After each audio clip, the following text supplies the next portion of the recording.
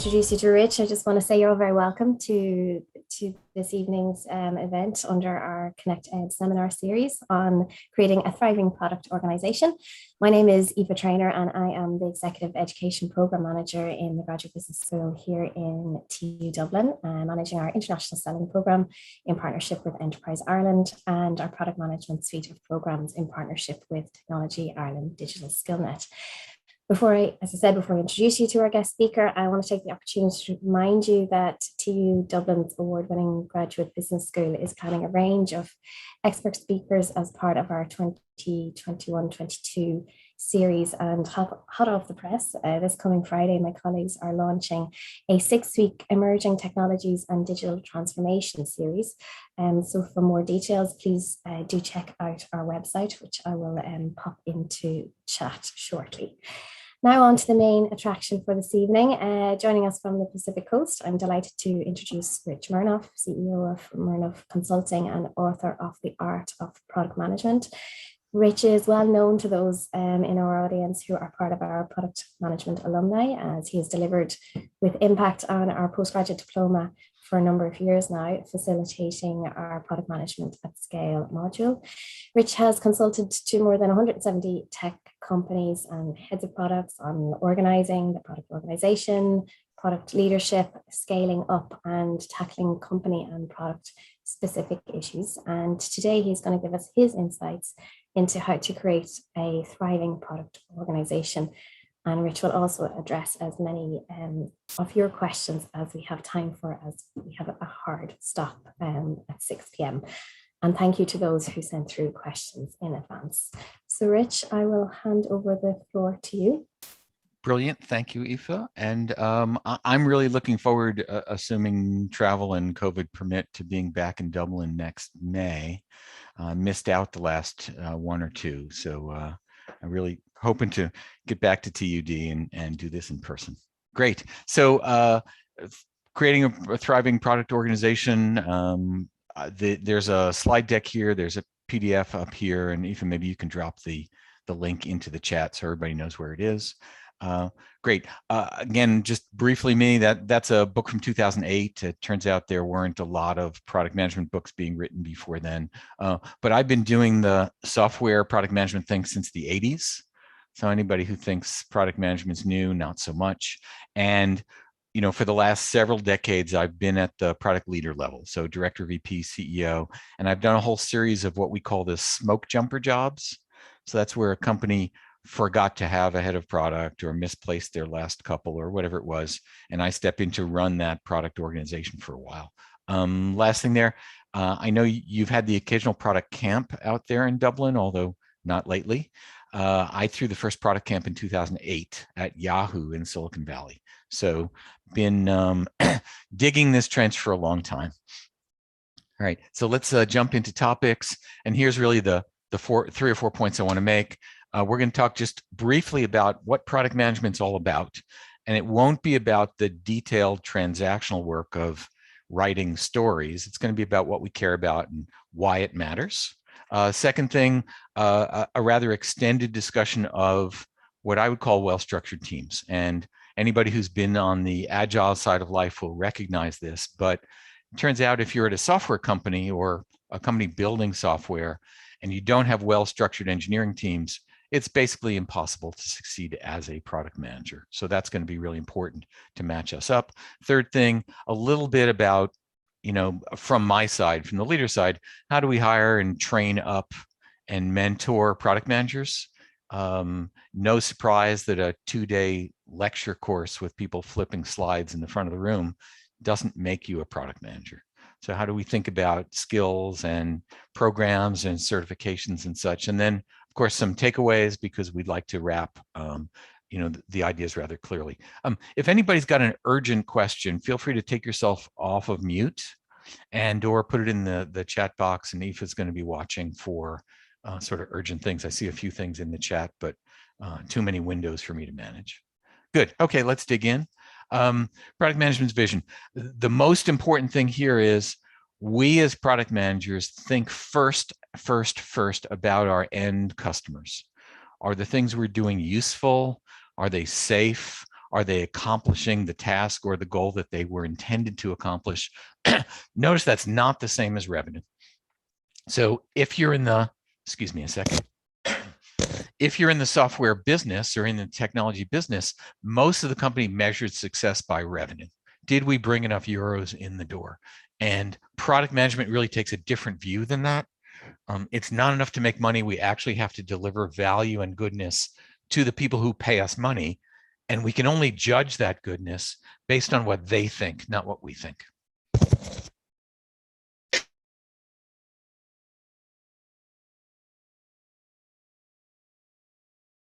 Part of that is to get ahead of the development cycle, right? Because once we're heads down with very, very expensive engineers and designers building things, it's too late often to decide it was completely the wrong thing. So product management's usually 1 or 2 or 5 steps ahead of the commitment to spend a lot of money building something. So we're asking these kinds of questions. Do we have a product strategy? That would be nice. Should we build something? Could we buy it instead? Is it strategic? Do customers care? Can we build it? Is it technically viable? And then most important, and we're going to come back to this over and over again, it's not enough that we have one customer who wants a thing and tells us that they want a thing. If we're going to be in the product business, we need lots of customers who want to buy the same thing, the identical bits, the same wrapped and packaged product. Otherwise, we're going to fall into a custom professional services model, which a lot of really good companies do, particularly in Ireland, because we know that Enterprise Ireland really is measuring success based on hires, not on scope or scale.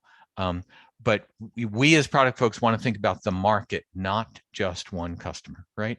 And that leads us to what I call ruthless prioritization, right? So we know, everyone in the technology business knows that we're never going to have a big enough engineering team to build all the things we want. Will never happen in the history of the planet. Part of that's because we can think of things that people want faster than we can build them. So can our executives, so can our customers, so can our sales team. So we're always 10x short or 25x short, or pick your number.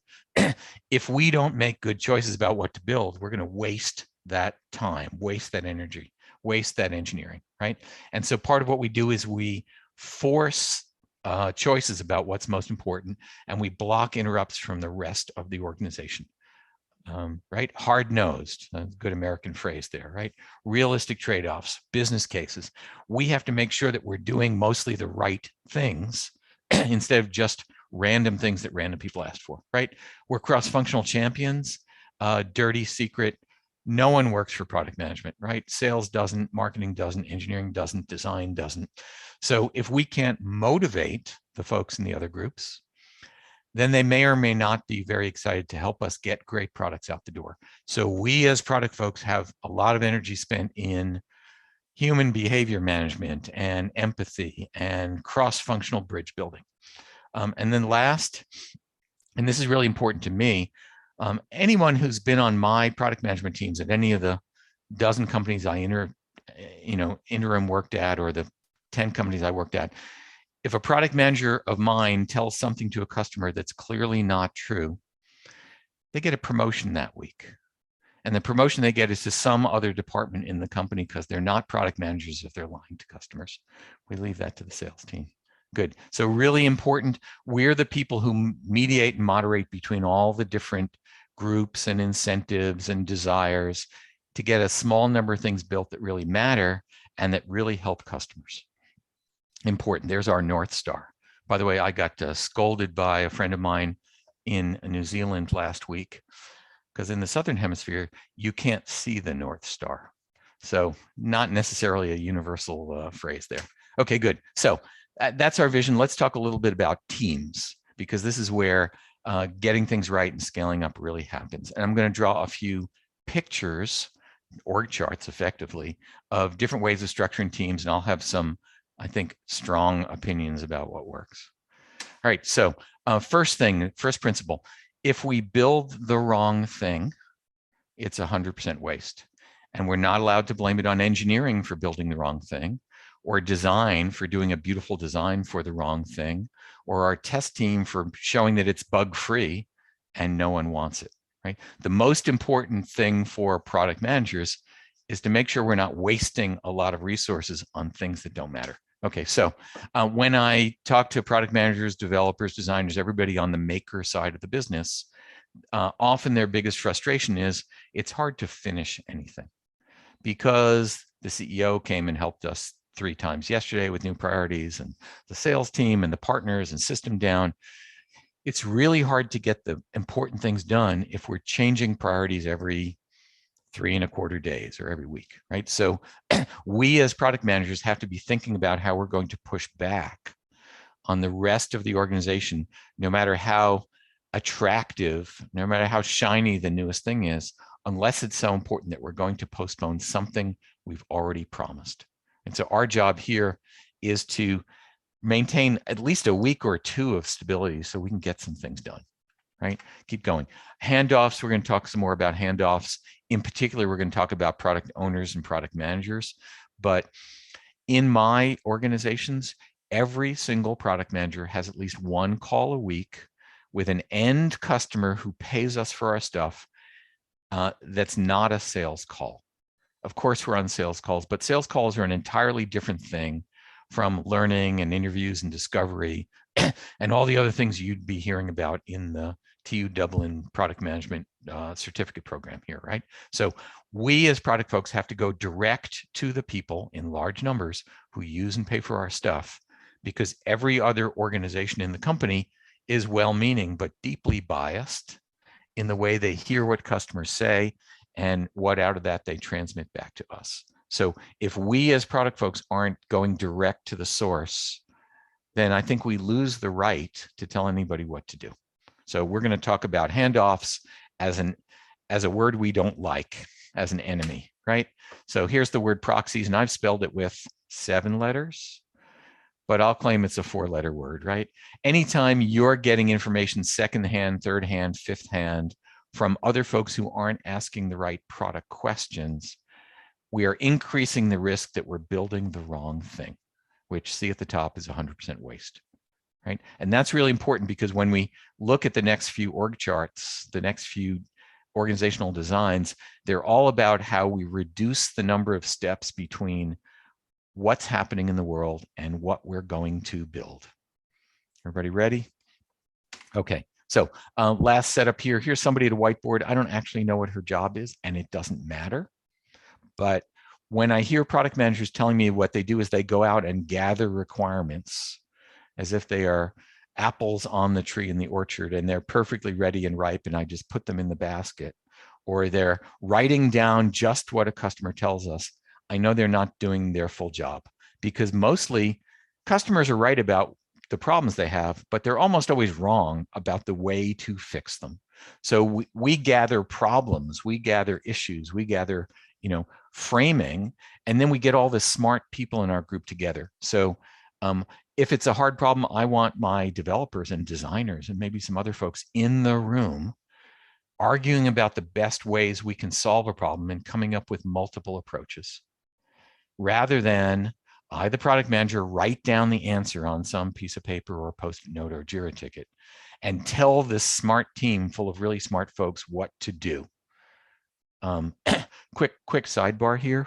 It turns out there's really good scientific evidence that all software developers are smarter than all product managers. And if anybody knows why, feel free to take yourself off mute and tell me how I know this is true. Anybody? Okay, it's not really a trick question. The answer is, if I go to my engineering team and I ask them, they will politely tell me that they believe it. Now, whether it's true or not hardly matters.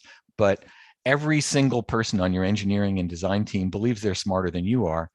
So the idea that you're going to write down the answer to a technical problem and give it to a really smart team of 6 or 10 people, and they should simply accept that I am right, wastes all their smarts. And it puts us in a situation where often I didn't get it quite right. Occasionally I get it entirely wrong. And they may be too polite to tell me. Actually, here in the US, they're not too polite, but in Ireland, some of them may be too polite to tell me that I'm completely full of it, right? So when we're bringing our teams in, our whole teams, to listen in on these interviews, to wrestle with the problems, to collectively come to good solutions, we're going to build better products.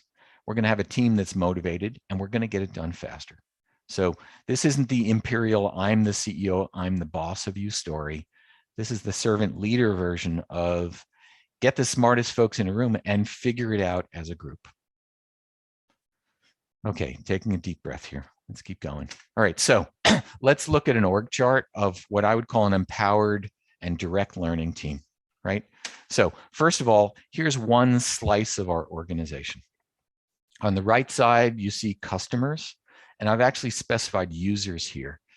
In the business-to-business enterprise space, usually the people who pay for stuff, the buyers, are not the users. They're some senior vice president of signing purchase orders, right? And so we need to talk both with our buyers and with our users. On the left side, and I've carefully drawn this out, so there's a stable team. It's a whole team. It's got developers and designers and DevOps and documentation and test engineers, whatever else we need.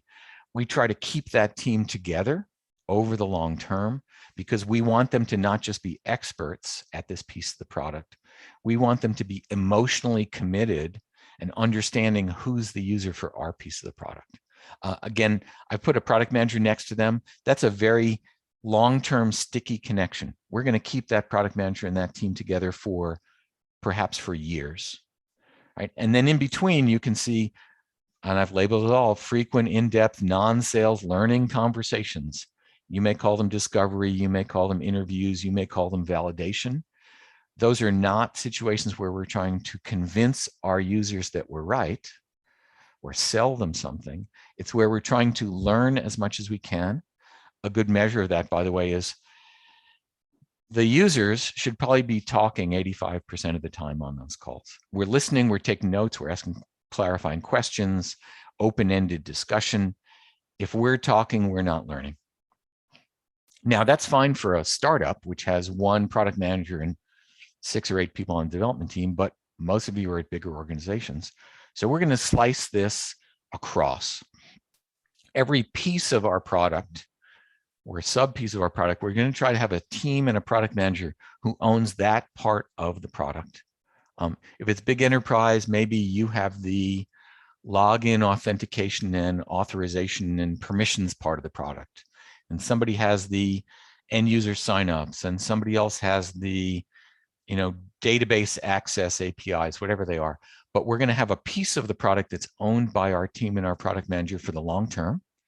And so we're going to know the users who are on our part of the product. And of course, every organization needs some structure. So we're going to have some development directors, design directors, product line directors, whatever. But notice that the team hangs together.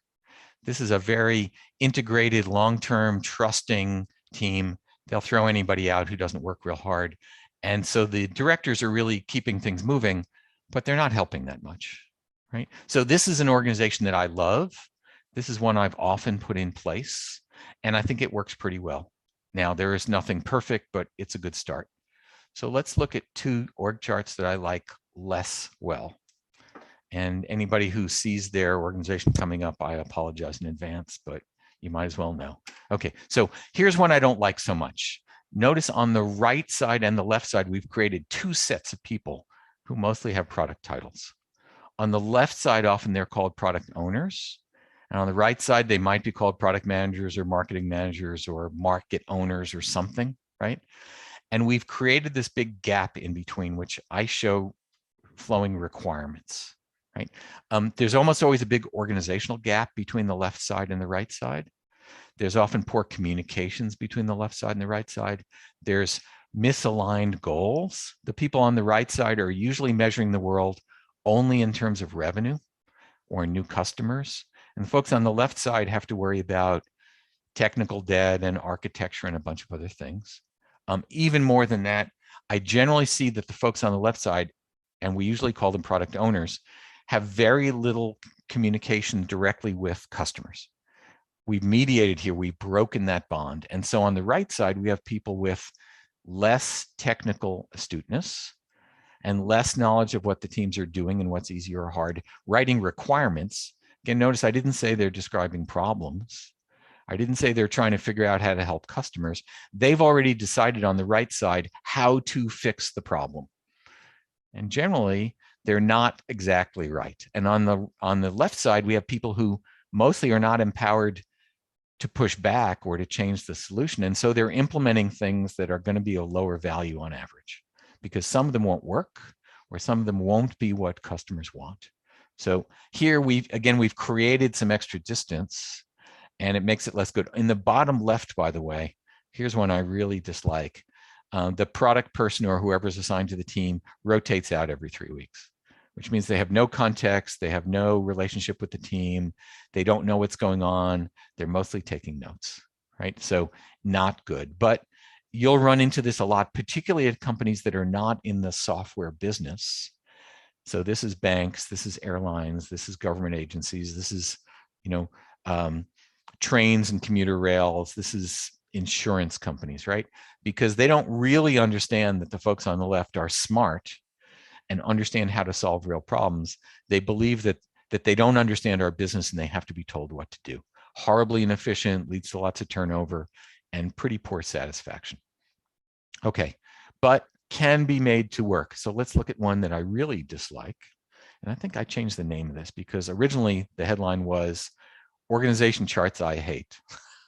But I think we went more softly on this, which is if you're in an organization where the cost of building stuff and the date to deliver it is way more important than whether it's useful or leads to a business outcome or makes it to the market, then you're probably going to call that organization IT. By the way, a hint for me, if you're in a company that makes money by selling software, you never have that organization called IT. It's always called engineering. And by the way, the engineers make more money than anybody else and more power to them, right? But as soon as we've split the world into IT, which we'll see in a moment, is charged with doing what the business tells us to do.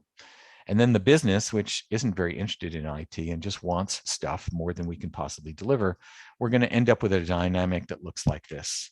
On the business side, you've got all kinds of people in all kinds of roles with all kinds of hierarchy, trying to figure out how to get the IT department to build what they want, whether it makes any sense, whether it's good for the company or the customer.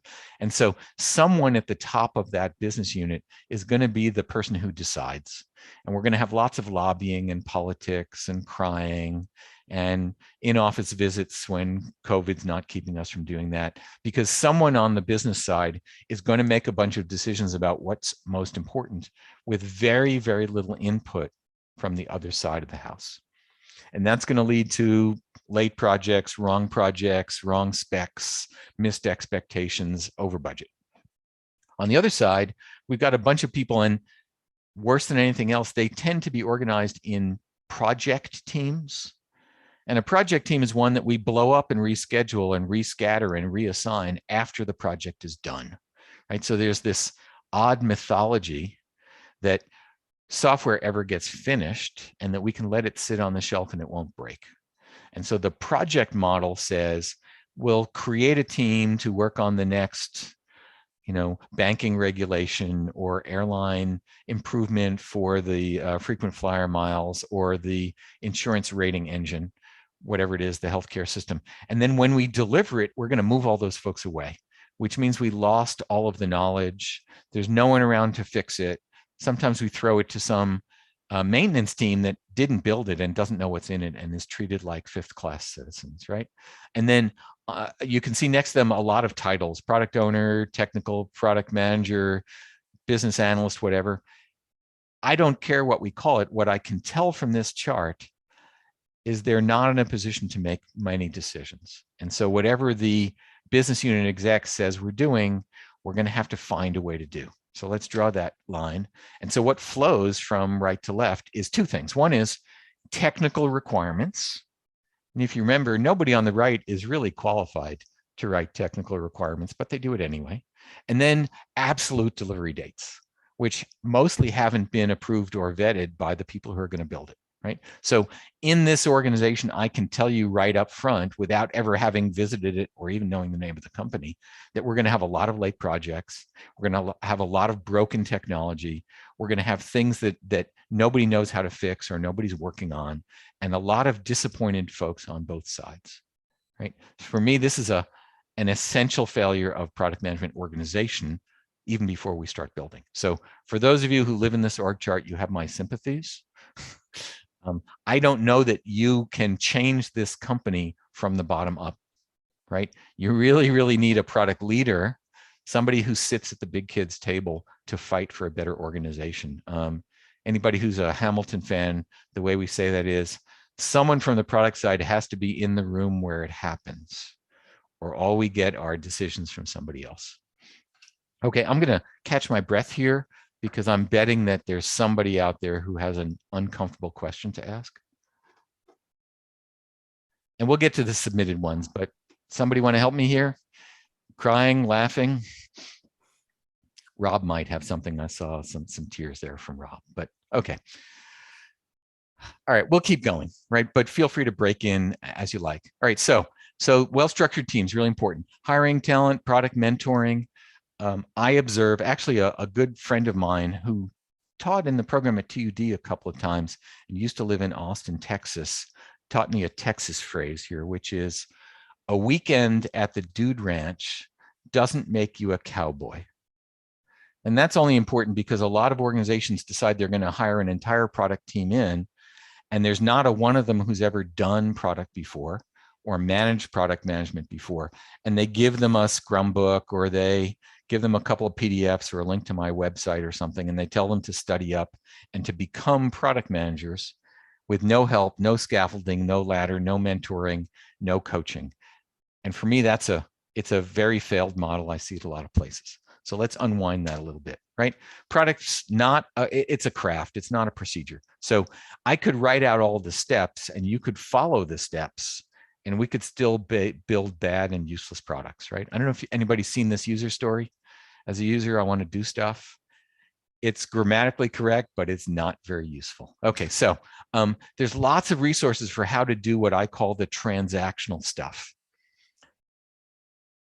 Shuffle a backlog, write JIRA tickets, work on release notes, grammatically correct user stories, run retrospectives. Those are all really important. But if we don't understand the underlying thinking and the strategy, they're empty.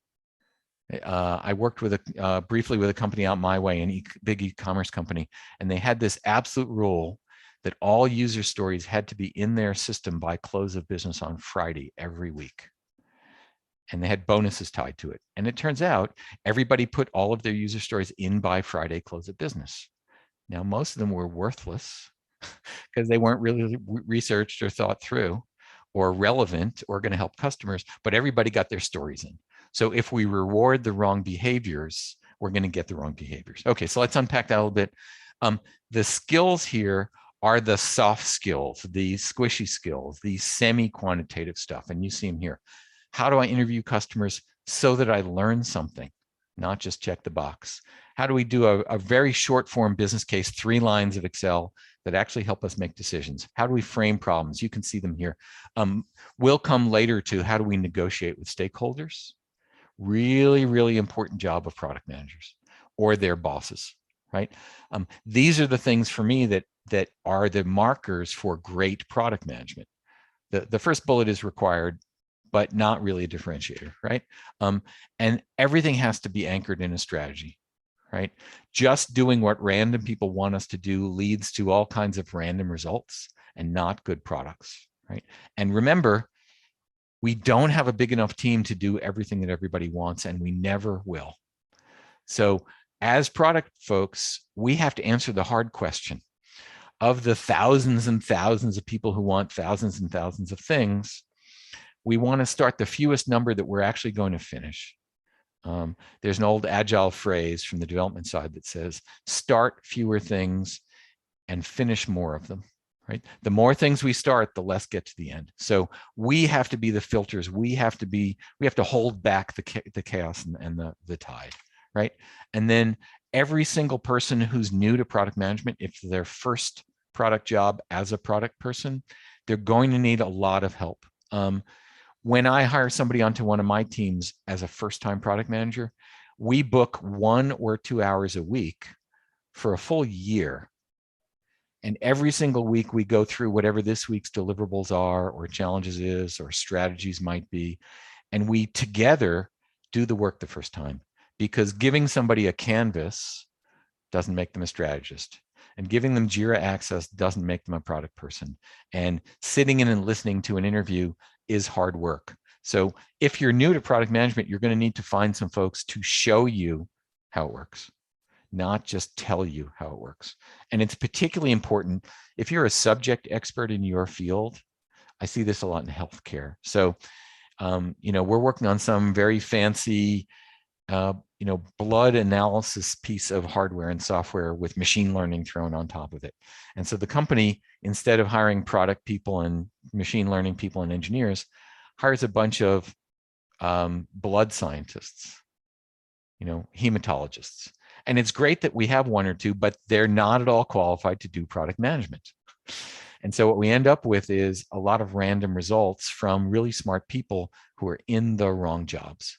I might have one of those folks on my team and spend not 1 hour a week, but 3 hours a week training them up on what we do, so we can pick all the great, wonderful knowledge out of their heads, but still do product management. Okay. All right. So product leaders, right? There's I don't know, some generic product leader drawing an org chart. I don't know why, but it's the picture I picked, right? So there's a few things we need, right? And I'm speaking more for myself than for the folks on my team here. First thing, we need to decide how many product managers do we have to have on this team. A surprisingly difficult question.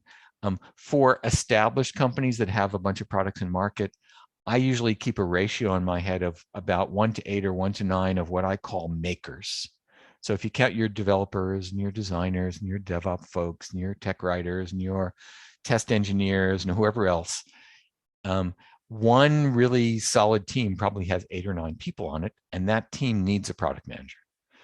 So when I look at an org chart and I see that there's 4 product managers and 80 developers, I don't need to know anything else. I know they're failing, because there's no way that 4 product managers can keep 80 developers on track, feed, watered, and organized, right? So how many do we need? Everybody has their model. Take your own one, right? Hiring interview strategy. Again, you probably want a mix of people in your team, but I like to hire at least a couple of product veterans who've, and it's shocking. So I'm always surprised that anybody who's done a bunch of product management wants to do it again. Maybe that's a sign of poor learning, but we're out there. And having a couple of folks on the team who've been through the wars, who know what it looks like, helps everybody else. And then we might have some new folks who bring lots of enthusiasm and new point of view, and maybe a subject matter expert or 2. But the idea that we're going to hire all new people who've never done this, throw them in the water and find out if they can swim, not an ideal strategy. Okay, keep going. Here's my 1 to 2 hours of coaching, right? So we can't just bring in new folks. We have to have a plan to make them successful.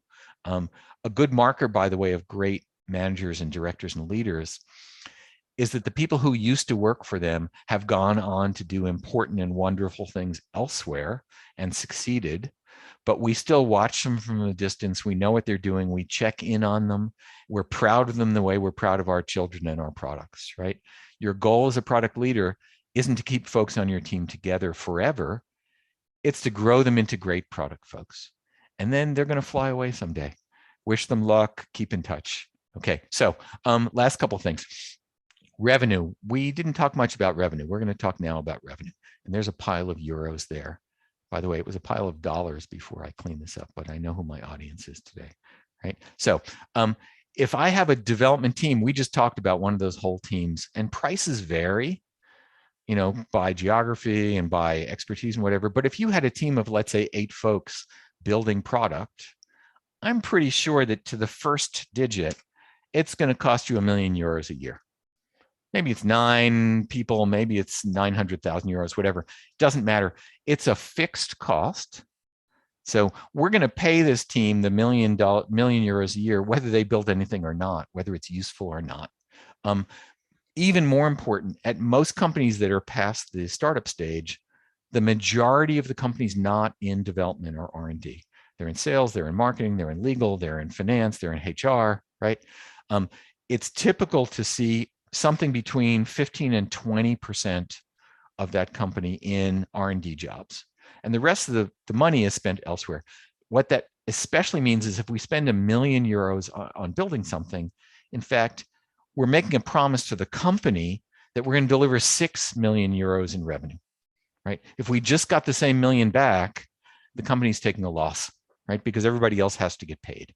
So you pick your number, it might be 5 at your company, but in general, we have to make back €5 for every euro we spend building something, because we're going to sell the same thing to a lot of folks.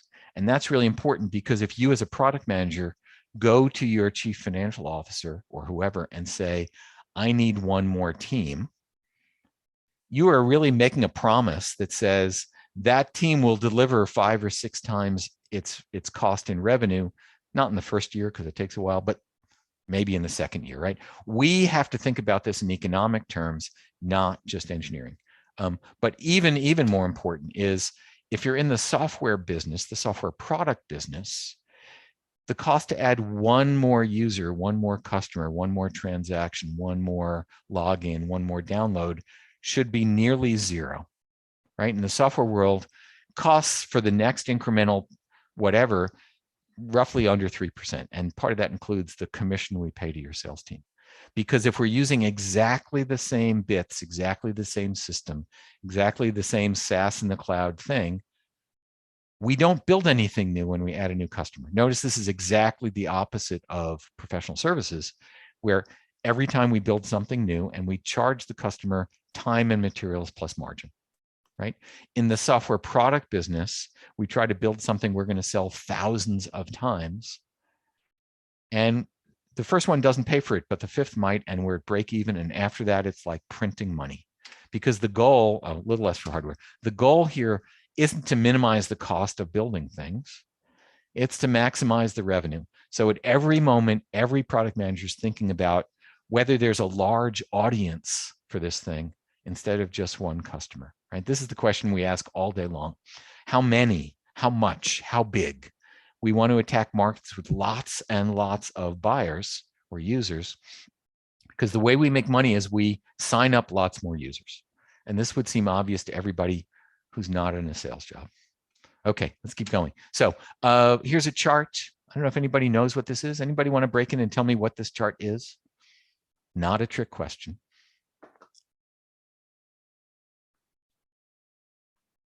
Okay, this is a software as a service chart from every single software company that sells software over the net, right? There's 3 packages. Sometimes they're bronze, silver, and gold, or small, medium, large, right? And as you move up the chart, you get more features, right? This is how everybody in the business to business and most of the folks in the consumer space sell technology, right? And the only thing that's important here, there's only one row that's important, is this one. As product folks, we have to know which feature or small number of features are the ones that are going to cause some portion of our customer base to give us more money than they were before. So that major upgrade feature has to be so attractive, so seductive, that about 1/3 of our customers are willing to give us more money to move from basic to expanded, because that's a really cool thing they need. Notice we can't figure out what that is talking to our engineers. We can only figure out what that is talking to our users. Back to our point, right? So as product managers, we're both facing into our engineering teams and out to our users. We should really, really know what matters to them. The rest of this is just window dressing, really. Okay, last couple. Here's a takeaway for you in big, bold type in case anybody missed it, right? We can't blame products that don't sell on engineering. That's a product management failure. Right? If it's late, if it's poor quality, if it doesn't work, it doesn't ship, sure.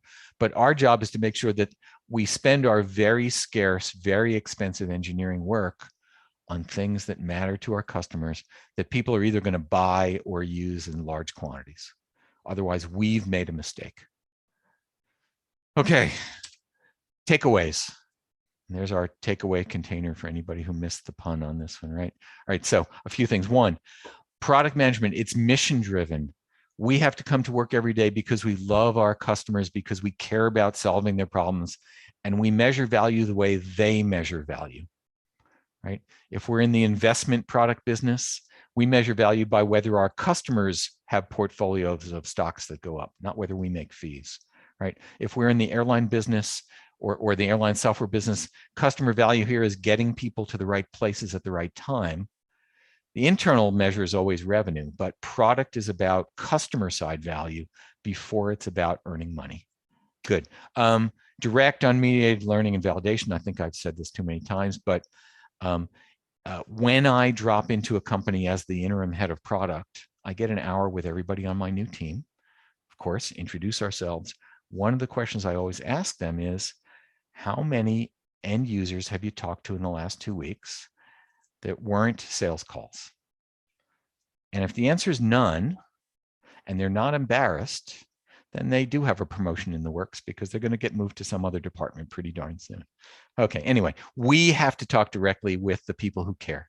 I like to hire for product experience, and for the people who don't have product experience, we need to plan to bring them up to speed. That's a big project, and somebody has to dedicate a lot of time. It's usually me.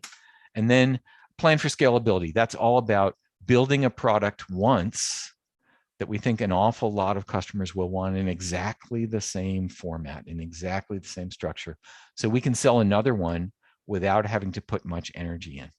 We have to train them, we have to onboard them, we have to give them purchase orders, or bill them or get them passwords, but we shouldn't go back to engineering each time we sell a new customer. Okay, that's me and one of my office managers who didn't show up today. She's somewhere else in our office suite here. That's how to find me. I think that's all the slides I have. Is that right? Yep, that's it, Rich. Good. So I'm going to flip back to this just so we have it. But and I have some questions, but I'd love a couple of live questions from the field before we pick up the one or two really big questions that were submitted in advance. So somebody want to take themselves off of mute and ask me something difficult or awkward? I could ask something if you don't mind. Go ahead, Rob. You can even turn your camera on so I can see you. I'm running a small company in my sitting room as well. I'm actually in my bedroom, so I'll leave that. I have a question though, regarding how do you get engineers to focus more on the product side than on effectively building things in the shiniest new toys, which often backfire, and in my experience have, because I'm not actually product, I'm a software engineer. Yeah. So did it hurt when they gave you that salary cut to become a product manager? Never mind. So here's my observation. Developers, engineers, designers don't just come to work because we pay them. They come to work because they care. And if we can harness their emotion, if we can include them silently, usually I keep them on mute, but I want them listening in on my customer interviews. I want to spend a lot of time explaining not just what we need to do, but why it's important, who's going to use it, how it's going to make their lives better or their jobs better. What I find is that when my engineering team, my development team cares about our users, they work smarter, they work harder, and they're much more likely to work on the things that users need independent of the architecture. Of course, there's always architecture and refactoring and stuff to do. That's probably half the job. But I've often had the experience where, we've got some customer call, I'm running the interview, and it is an interview, it's a validation session. And I have a couple of developers and a designer listening in, and the customer describes a problem, which I don't know how to fix. And again, I put my developers on mute so they don't break in and say, oh, I can fix it by Friday, no problem, right? But at the end of that, one of them comes up to me and says, I know how to fix that thing they talked about. And they work all night. And in the morning, we have some really cool solution to a problem I didn't understand or even interpret, right? Because we've harnessed not just their brains, but their hearts, right? By the way, that's how you reduce employee churn, because they actually care about what they're doing. That's how you build teams that care and work together. instead of being, lone wolves and, independents, whatever. I think everything we do on the product side that shows, not just tells, but shows our development team that what they're doing matters, is being used, people care about, is my number one answer to motivation. And yeah, we do some architecture, but doesn't it feel good when some customer sends us a note that says, hey, that login path that was really so problematic, gosh, thanks for fixing it. No problems anymore. I really appreciate it. Copy it to the team and thank everybody who worked on it. Good. Okay. Yeah. Thanks for that. Good. One more, and then I'll take the submitted ones. Go ahead, Aoife. Rich, I have a question through WhatsApp from someone who's on a bus. One moment. When do you do research and identify when you do the research and identify what the customer wants, how do you find the balance of giving them enough but not too much? So there's usually a couple of steps here. So the first round is us listening for problems, right? And asking endless, detailed, dig in, context questions. Why is that a problem? What have you tried instead? How costly is it? How many times does this happen? If we fixed it, how would your day be better? How do we measure success, right? Those are all about problem definition. Sometimes the answer is obvious. Well, to my engineers, it's obvious. Sometimes it's not, or we have alternatives. If we come up with 2 or 3 different solutions, we probably go back either to those same people or similar people, and we might show them, first reframe the problem, but we might show them 3 completely different ways to address this. And none of them are necessarily perfect or right, but the kinds of questions we ask are to critique each of our 3 different solutions, to effectively take the marker out of our hands and fix them. Why won't this work? If you had to assemble a piece of each, which pieces would you take, right? So notice that's different from showing them one solution and wanting them to like it. Because most people, at least where you are polite enough to tell you that they like it, whether they do or not.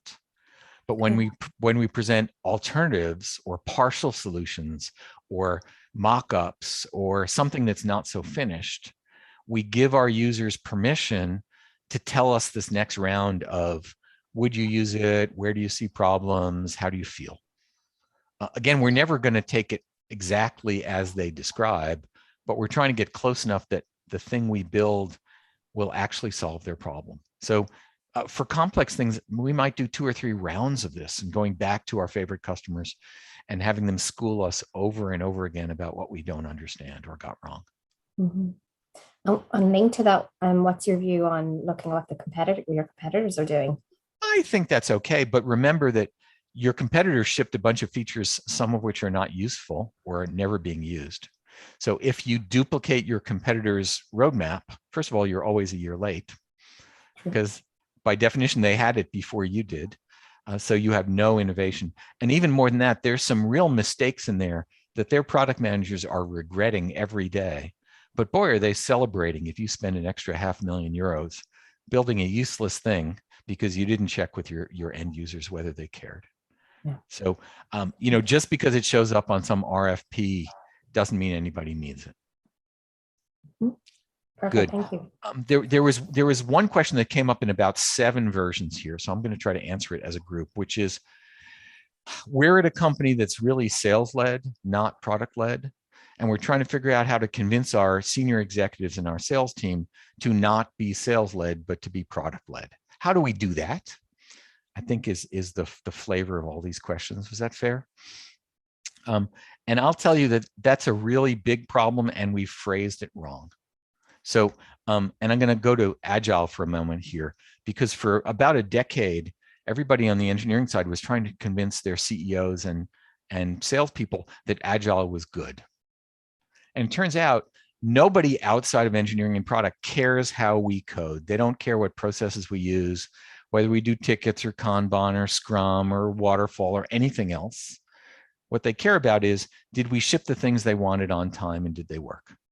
And everything more detailed than that is of very little interest to the rest of the world, other than the people who build stuff. We all talk to each other. And so the idea that we're going to show them some 15-step flow chart that explains how Scrum works is, I think, wasting everybody's time, right? Most executives tell me that the only thing that's good about Agile is they expect to get more of what they want more often and to be able to interrupt the process as often as they like and still get what they want, which means they missed everything interesting. When we talk about product-led growth or product-led companies, that's not a benefit to the rest of the company unless we can explain why the outcomes are useful, right? Nobody cares outside of product and engineering and design about product-led, right? And in fact, almost nobody can tell me what it means. It's just a phrase, right? And to tell people we shouldn't be sales-led, to tell the sales team we shouldn't be sales-led, honestly, we're just insulting them because they've spent their whole careers closing deals. So we have to raise this up a little bit and ask it a different way, which is, what are the outcomes of product-led growth, and can we describe those, and can we show them? Can we run an experiment where we do a little bit of product-led growth and show the company we made more money and show the company we had fewer mistakes? And things I'm looking for here, for instance, often product-led growth is a really good way to improve the marketing funnel. And if we can show that smart product and design and engineering folks can improve how fast people get through the marketing funnel, we're the heroes. When we call it product-led growth, everybody gets confused, right? Nobody cares what the label is. But if we're tackling real problems of the company and solving them, then we earn the right to do more of that. On the sales side, usually what I do is I go back and I interrogate everybody quite detailed, and I bring back a list of 5 or 6 or 10 features or products that we built, that we delivered on time, that had high quality, that nobody bought or didn't make us money, right? Because if I can show there's a pattern of building things that don't make us money, now I've earned the right to argue about what goes in the queue to build first, right? Until we've identified a problem. By the way, this is exactly what we do with end customers in our products. If the sales team and the executive team doesn't think we have a problem, then we don't need a solution. So how do we show that we're wasting a lot of time on one-off features for deals that didn't close?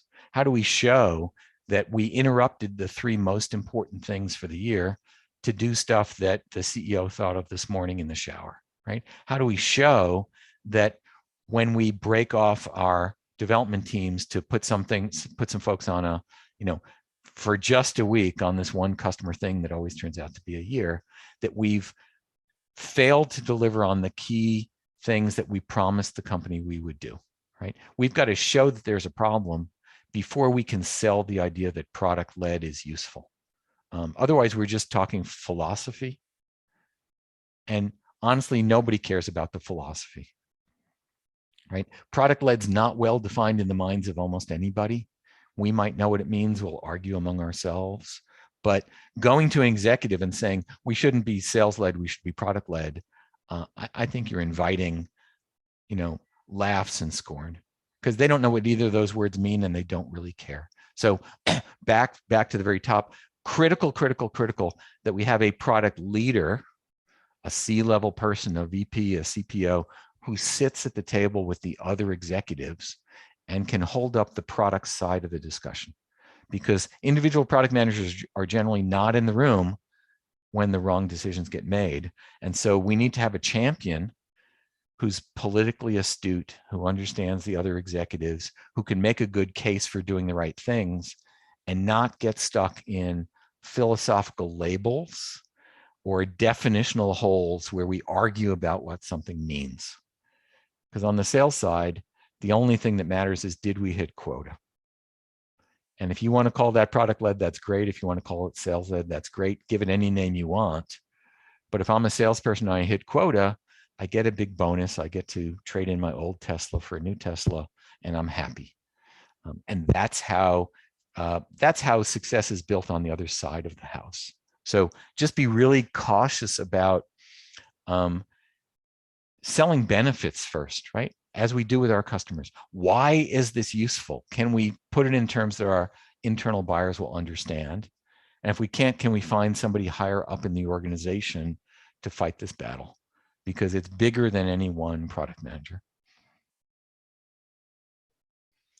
Okay, Aoife, back to you. There's another question that I thought was interesting if you Go. have time. Sure. And it was the post-acquisition merger question Okay. that came through, which I know you might, I don't know, can you answer it in a minute? Sure. Almost all companies are optimistic, over-optimistic about how easy it will be to merge or include or fold in a new product they acquire. And they're always on a bunch of hidden things and platforms, and it doesn't work that way.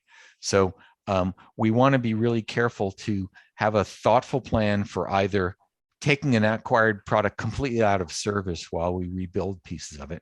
That's what Google does. Or incrementally moving it towards some integrated state. But if we've got a bunch of customers for it, we can't simply throw them away, right? We have to actually support the customers that we have, right? And so, we're going to pull in, we might leave the engineering team for that separate, bring the product manager into the central product team, but keep them on the thing that they were doing, right? I usually look for a slow integration rather than a big bang, right? How do we, if we bought a company because they had good things, how do we not ruin it? How do we not break it? And the way we do that is we don't force everybody into a brand new organization and model on day one that gets them all upset and out the door.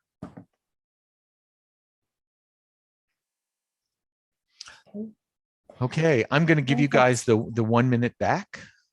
And I'll let you share the recording at your end when it's done. Anybody who doesn't know how to get me, that's me. If you haven't been to my website, it's all the same address. There's 20 years of blog posts there and about 10 years of video talks. Great, Rich. Well, thank you very much indeed. Lots of food for thought there. Good. And I'm hoping to buy some pints at the Swan when I'm next there. Yes, we hopefully will be welcoming you to Dublin next year. And look, thank you to everybody who joined us this evening for your questions and engagement. We'll make the recording available on the ConnectED page of the TU Dublin website in the coming days. Just to note as well, we'll be starting recruitment for our postgraduate diploma in early April of next year. So if you have any colleagues or referrals, please do not hesitate to get in touch with me. Also, any of our alumni who are considering continuing on with your product management learning journey by progressing on to our master's track program next year. Again, please reach out to any questions on the details, what's involved, the process. You can contact me at aoife.trainer@tudublin.ie. Ciao. And with that, Rich, we'll let you go. And thank you very much, everybody.